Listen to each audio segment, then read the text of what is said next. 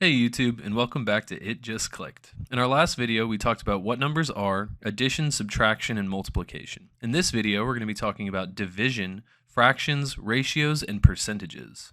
But before we get into any of that, I want to talk about equations and inverses. What is an equation and what is an inverse? Well, an equation is going to be either two numbers or two sets of numbers, groups of numbers, that are going to be equal to each other. So you could think 2 plus 2 equals 4, or even just 2 equals 2. Those are both examples of equations. So what's an inverse? An inverse is basically the opposite equation from what you're doing. So we can think of 5 plus 2 equals 7, or the inverse of that could be 7 minus 2 equals 5. Another way that we can think of an inverse is that it undoes what the original equation did. Division is the inverse of multiplication. So for example, if we have 6 times 8 equals 48, then we could have multiple inverses. One inverse could be 48 divided by 8 equals 6, and another inverse could be 48 divided by 6 equals 8. I also want to mention that all of the things that we're going to talk about today will introduce us to the decimal. Previously, we mentioned that you could imagine zeros going on to the left of every number. And the reason that we mention this is because it helps us to recognize that numbers can be larger and larger and larger, and these kind of act as placeholders for those numbers. Well, we can do the same thing to the right with the decimal. We need the decimal because numbers can be smaller than 1 while not being less than 0. So for example, if you have something and it is broken in half, if you wanted to represent the two pieces of that thing, we would need a way to do that with math. So how do we do that in math? Well, this is how the decimal works. You can think of the tens place, the 100s place, and the thousands place that we talked about, but we can also talk about the inverse of that. The 1/10th place, the 1/100th place, and the 1/1000th place. But you might wonder, how are these inverses of each other? Well, to figure that out, we can look at the ones place versus the tens place, and then the ones place versus the tenths place. In order to get from the ones place to the tens place, we have to multiply by 10. In order to get to the tenths place from the ones place, we have to divide by 10. So this will be a good transition to talking about what division is. So what is division? Well, we can use an even easier example to really get at the core of what it is. Let's say that you have a group of 10 people, and you want to split that group into two groups. Those two groups are going to have an equal number of people if we're going to divide this group in half, which is what we're going to do here. So what does it mean to divide something in half? It just means to divide it by 2.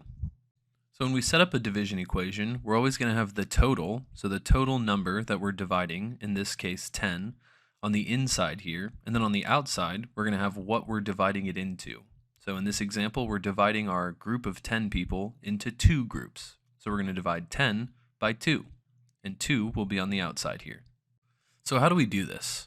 Well, first we're going to look at the number on the outside, our 2 here, and we're going to say, how many times does this number go into the number on the inside? So in this case, we can just count by 2 until we get to 10. So 2, 4, 6, 8, 10. It looks like we can do that 5 times. So we're going to write the 5 here. But how do we know when we're finished when we're doing a division equation? Well, this is a cool little trick that we can do to make sure that we're done. We're going to take the number that we got. So the number that we got was 5 for how many times 2 goes into 10. And then we're going to multiply that number by the number on the outside. So we're going to do 5 times 2. And then we're going to write the answer to that, which is 10, under the 10 that we have on the inside. Then we're going to subtract the 2. And if the answer is 0, we know that we're done. But what happens when the answer isn't 0? Well, let's look at another example. Instead of doing 10 divided by 2, let's do 11 divided by 2. So the first part is going to be more or less the same. We're going to try to count to 11 by 2, but we're going to make sure that we don't go over. So we're going to go 2, 4, 6, 8, 10, and then we're going to stop there, because if we went to 12, that would be higher than 11, and we don't want to do that. And now we're going to do the same thing, where we're going to multiply that 5 that we got by 2, which gives us 10, and then we're going to put that below the 11 and subtract. So this time, we end with a remainder of 1.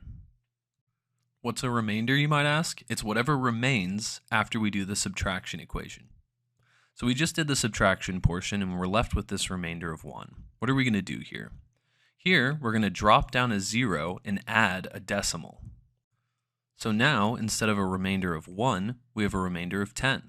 And now we're going to treat it just like a division problem again. So now we're going to say, how many times does 2 go into 10? Well, we know this one. It's 5. So now after the decimal, we're going to put a 5. So now we're going to do the same thing that we did earlier, where we take the answer that we got and we multiply it by the number on the outside. When we're doing division, we don't take into consideration the fact that there's a decimal here. So instead of doing 0.5 times 2, we're just going to do 5 times 2. That's going to give us 10 again. And now this time, when we do our subtraction, we're not going to have a remainder, so we know we're done. So now that we're done, what does that tell us? Well, that tells us if we take 11 people and try to divide them evenly by 2, we're going to end with 5 1/2 in each group. And we know that with people, that's not really possible. Now that we've covered division, let's talk about fractions and ratios. Fractions are basically mini division problems, but sometimes we leave them as a fraction. So an example of a fraction might be something like 3/5. If we were to solve the division problem of 3/5, we would end with 0.6. So 3/5 and 0.6 are the same number. All fractions have the number in the top, called the numerator, and a number in the bottom, called the denominator. The number in the top is the total number that you have, and the number in the bottom is how much you're dividing by. When we add or subtract fractions, we have to make sure that they have what's called a common denominator.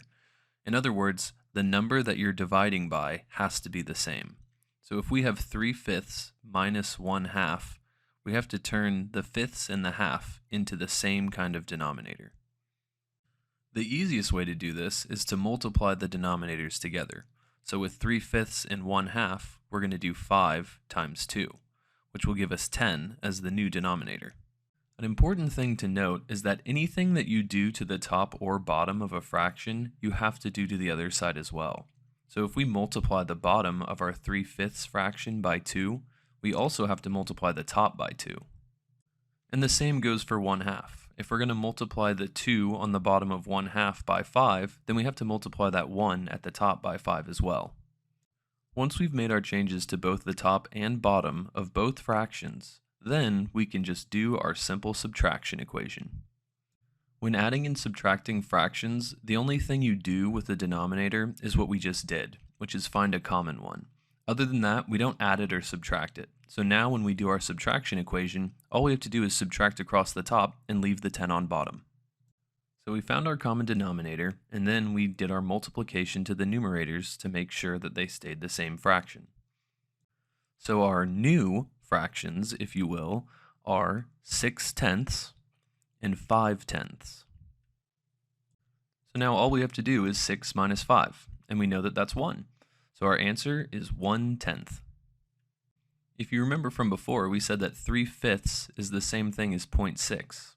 And if you remember from our division equation, 1/2 is 0.5.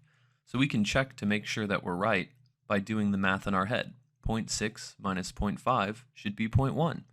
And that sounds right because 0.1 is 1/10. Multiplying fractions is even easier. All you have to do is multiply across the top, then multiply across the bottom. So we don't have to do many examples of this because we know how to multiply. Dividing fractions isn't that difficult either. All you have to do is take the number that you're dividing by, so a lot of times the second number, like if we said 3/5 divided by 1/2, and then you flip that. We call that the reciprocal whenever you flip a fraction. And then you just multiply. So it's pretty straightforward. Just like I said it was important to learn your times tables for multiplication, in the same way it's important to know your fractions. If you can learn your fractions from 1/2 up to 1/10, that can really help you a lot in noticing patterns.